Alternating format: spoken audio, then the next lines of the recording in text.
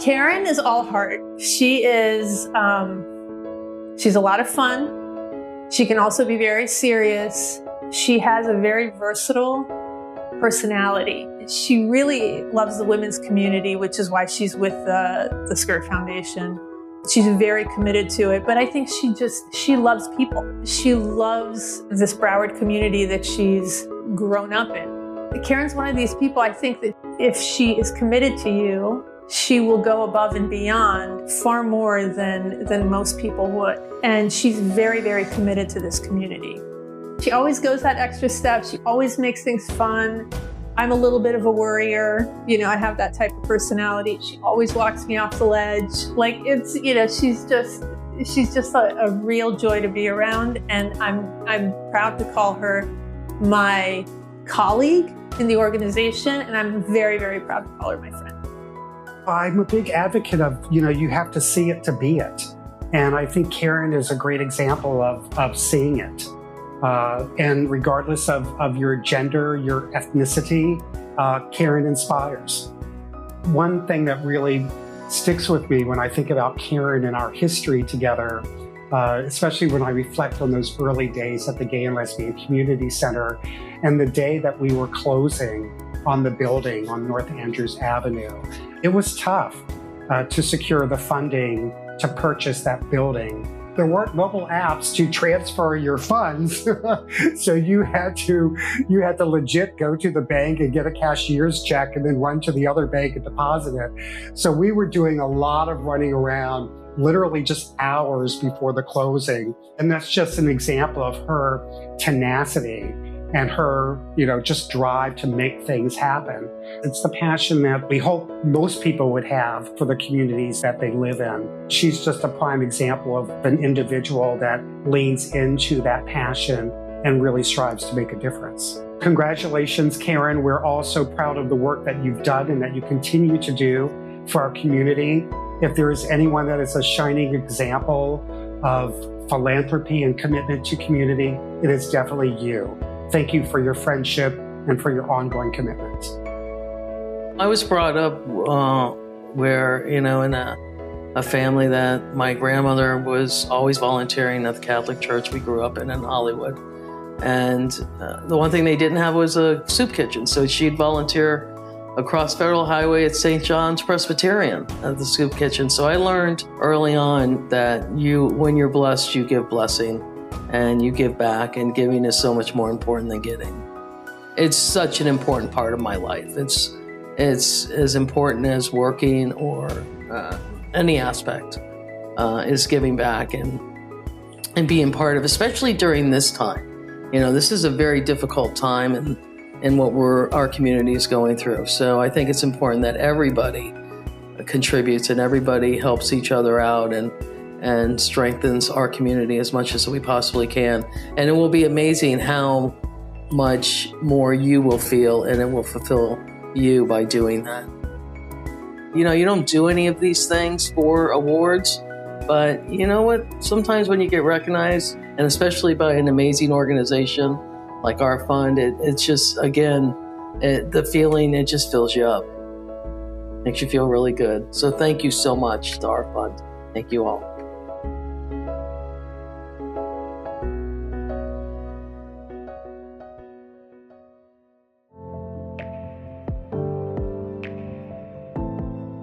I really do just think the world of Jonathan. I'm constantly in awe of him. It makes me proud for the chorus that we have such an amazing individual in a leadership role. He works so hard, and I see Jonathan as just selfless. You know, he doesn't do anything for himself. He doesn't do it for the recognition. He wants to reach out, better the community, lift people up, you know, really spread the mission and the vision. I think it's so well deserved. I'm so glad to see, you know, community beyond the chorus family recognizing Jonathan for his talents, his enthusiasm, and all the wonderful qualities that he possesses. Leaders, they really aren't made, they're natural. If you have a really good leader, they just are a leader. They just know how to lead. It's ingrained in them. And Jonathan, from the very onset, he has that capacity. He has a sense of himself that is very magnetizing. People love to be around him. He has a very big energy. He's very positive. He uplifts people. I know the course is in good hands. We are going to go on to the future stronger and better because of leaders like him. I hope people who are watching this video who are younger will say that they will take Jonathan's example and they'll start doing what they can do.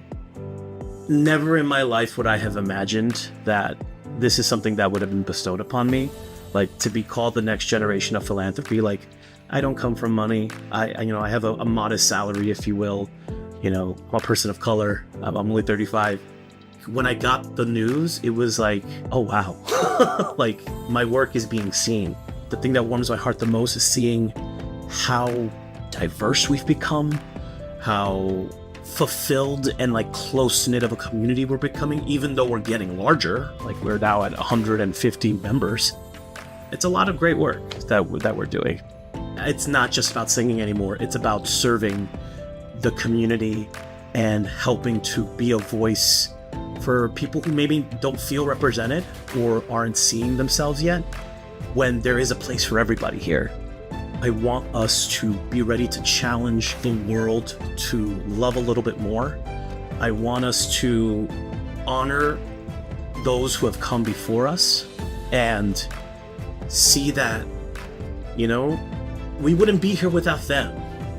And now I have that responsibility because 40 years down the line, I want someone who is growing up to say, hey, he did that for me. They did that for me. Those people fought for me and kept it going. And hopefully in 40 years, we're not in the same situation still where we're fighting as harder than ever. We're actually a united people.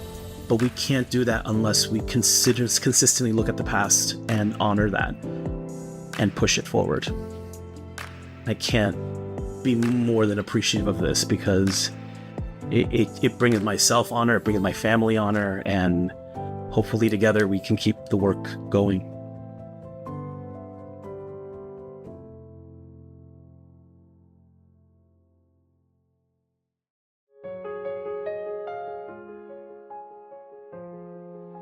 This year, the Our Fund Foundation is proud to recognize 3 remarkable men, Don Croxton, Russell Vance, and Peter Zimmer, as our Philanthropists of the Year. All 3 men experienced profound loss with the passings of their beloved husbands. Doug Pugh. Doug and I met each other in 1969. I was 21 and he was 26. Eddie Schwartz. Eddie and I, he was my husband for a long time. We were together 42 years. And Jim Stepp. When I met Jim, it was the beginning of the 80s, when AIDS was coming out and so on. And that's when we became aware that we really have to support organizations that fight for us as a community. In all of our lives together, our 42 years together, okay, we lived very modestly. Jim picked cotton as a young boy to pay for his winter clothes in Oklahoma. And my family also lived very modestly. We were the last people on the block to get a television set. When we used our money, it was for philanthropy because we didn't have a list of buying things, a wish list or anything like that. It was just, let's put the money to work for the community. And that was very fulfilling. When we came down here and we both heard about Our Fund, it just was a perfect match for us to go through Our Fund to do our charitable work. It meant so much to both of us. And he was such a dear, loving person, giving person that it was a no-brainer. When Doug retired in 2000, we moved to Wilton Manors directly. We were both happy every single day that we've lived here. As most people know, we became more and more involved with different organizations. It's been a little over 2 years now since he's been gone, and it's hard.